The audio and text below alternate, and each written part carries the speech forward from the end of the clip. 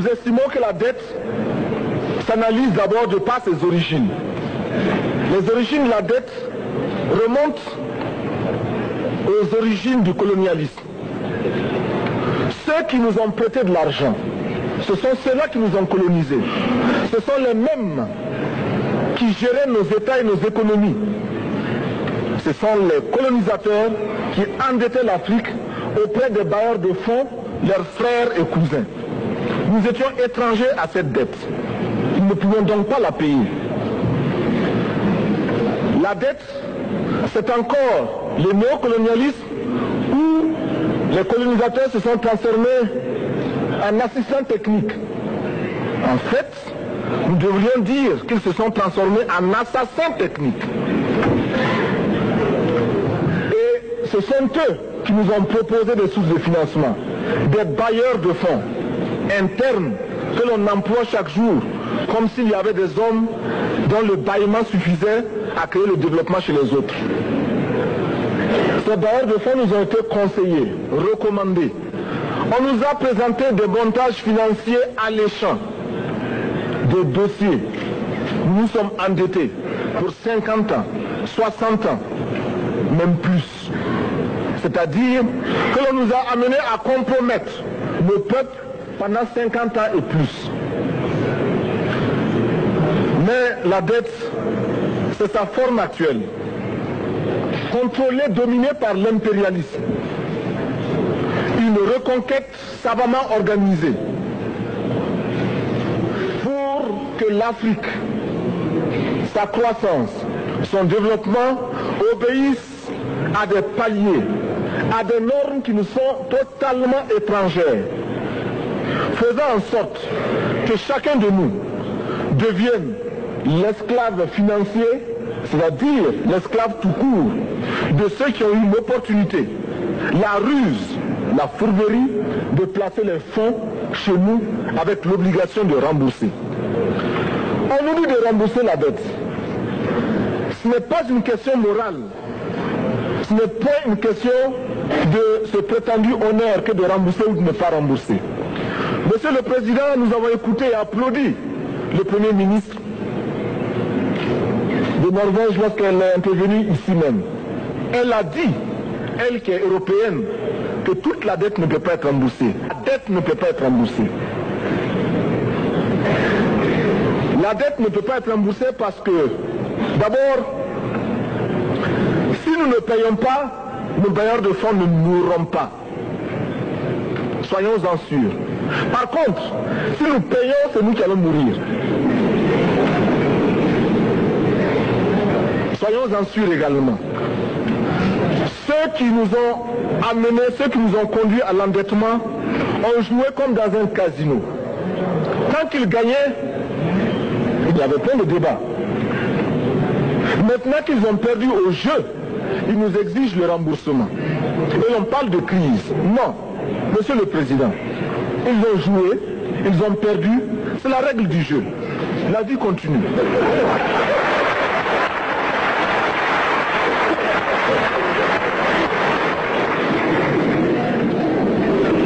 Nous ne pouvons pas rembourser la dette parce que nous n'avons pas de quoi payer. Nous ne pouvons pas rembourser la dette parce que nous ne sommes pas responsables de la dette. Nous ne pouvons pas payer la dette parce qu'au contraire les autres nous doivent ce que les plus grandes richesses ne pourront jamais payer, c'est-à-dire la dette de sang. C'est notre sang qui a été versé. On parle du plan Marshall qui a refait l'Europe économique. Mais on ne parle jamais du plan africain qui a permis à l'Europe de faire face aux hordes hitlériennes lorsque leur économie était menacée, L'instabilité était menacée. Qui a sauvé l'Europe? C'est l'Afrique. On en parle très peu. On en parle si peu que nous ne pouvons pas, nous, être complices de ce silence ingrat. Si les autres ne peuvent pas chanter nos louanges, nous avons au moins le devoir de dire que nos pères furent courageux et que nos anciens combattants ont sauvé l'Europe et finalement ont permis au monde de se débarrasser du nazisme. La dette, c'est aussi la conséquence des affrontements. Et lorsque l'on nous parle aujourd'hui de crise économique, on oublie de nous dire que la crise n'est pas venue de façon subite. La crise existe du tout temps. Et elle ira en s'aggravant chaque fois que les masses populaires seront de plus en plus conscientes de leurs droits face aux exploiteurs. Il y a crise aujourd'hui parce que les masses refusent que les richesses soient concentrées entre les mains de quelques individus. Il y a crise parce que quelques individus déposent dans des banques à l'étranger des sommes colossales qui suffiraient à développer l'Afrique.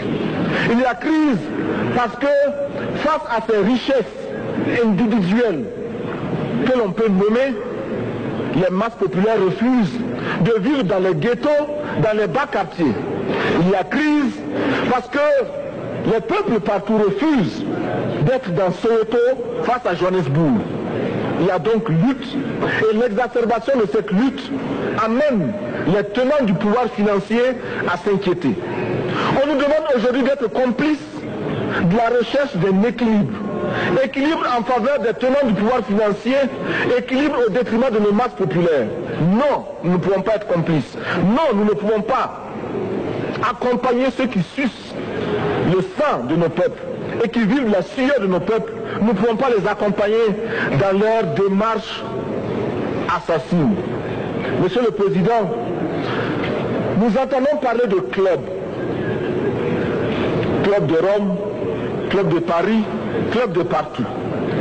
Nous entendons parler du groupe des 5, du groupe des 7, du groupe des 10, peut-être du groupe des 100, et que sais-je encore. Il est normal que nous créions notre club et notre groupe.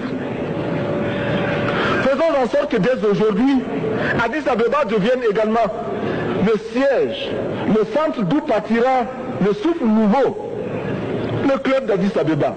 Nous avons le devoir aujourd'hui de créer le front uni d'Addis Abeba contre la dette. Ce n'est que de cette façon que nous pourrons dire aux autres, en refusant de payer la dette, nous ne venons pas dans une démarche belliqueuse. Au contraire, c'est dans une démarche fraternelle, pour dire ce qui est. Du reste, les masses populaires en Europe ne sont pas opposées aux masses populaires en Afrique. Mais ceux qui veulent exploiter l'Afrique, ce sont les mêmes qui exploitent l'Europe. Nous avons un ennemi commun. Donc, notre club parti d'Addis Abeba devra également dire aux uns et aux autres que la dette ne saurait être payée. Et quand nous disons que la dette ne saurait être payée, ce n'est point que nous sommes contre la morale, la dignité, le respect de la parole. Parce que nous estimons que nous n'avons pas la même morale que les autres. Entre le riche et le pauvre, il n'y a pas la même morale. La Bible, le Coran, ne peut pas servir de la même manière celui qui exploite le peuple et celui qui est exploité. Il faudrait alors qu'il y ait 2 éditions de la Bible et 2 éditions du Coran.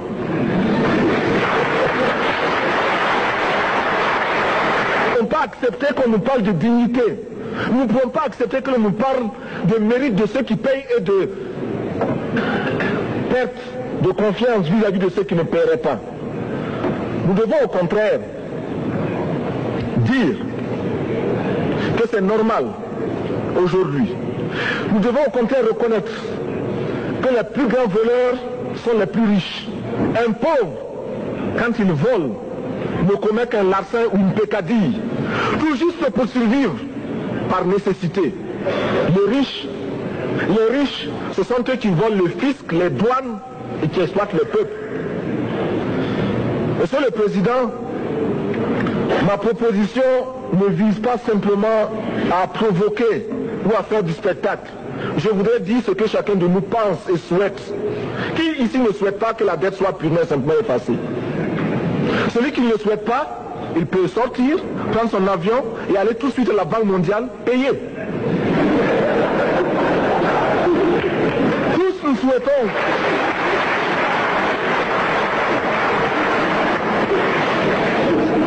ma proposition n'est pas non plus, je ne voudrais pas que l'on prenne la proposition du Burkina Faso comme celle qui viendrait de la part de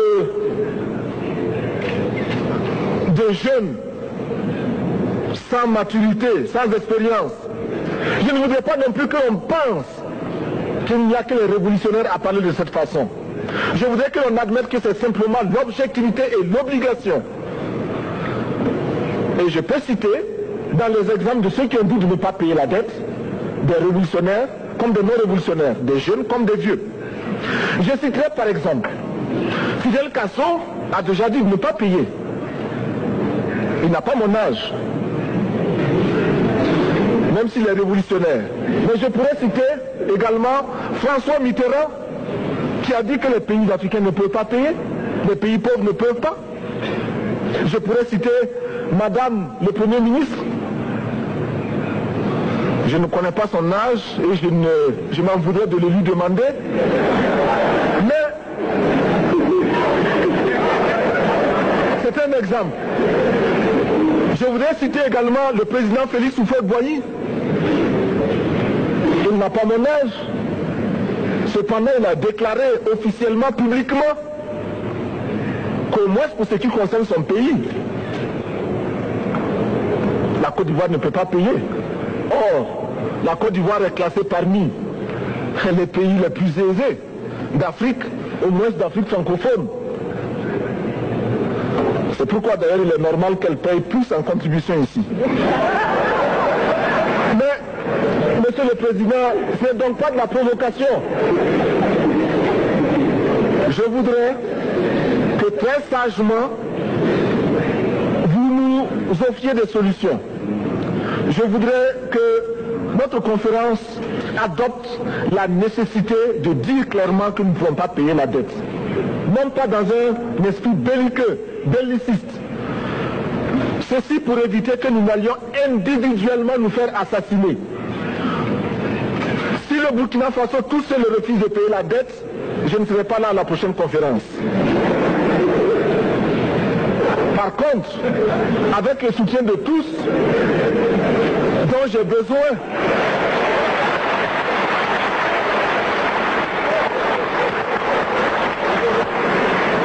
avec le soutien de tous, nous pourrons éviter de payer. Et en évitant de payer, nous pourrons à notre développement. Et je voudrais terminer en disant, chaque fois qu'un pays africain achète une arme, c'est contre un Africain. Ce n'est pas contre un Européen. Ce n'est pas contre un Asiatique. C'est contre un Africain. Par conséquent, nous devons également, dans la lancée de la résolution de la question de la dette, trouver une solution au problème de l'armement. Je suis militaire et je porte une arme. Mais Monsieur le Président, je voudrais que nous nous désarmions.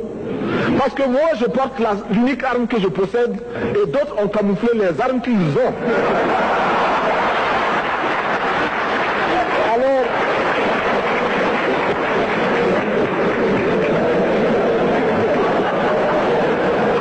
Alors, chers frères, avec le soutien de tous, nous pourrons faire la paix chez nous. Nous pourrons également utiliser ces immenses potentialités pour développer l'Afrique, parce que notre sous-sol sont riches. Nous avons suffisamment de bras et nous avons un marché immense, très vaste, du nord au sud, de l'est à l'ouest. Nous avons suffisamment de capacités intellectuelles pour créer, ou tout au moins prendre la technologie et la science partout où nous pourrons les trouver.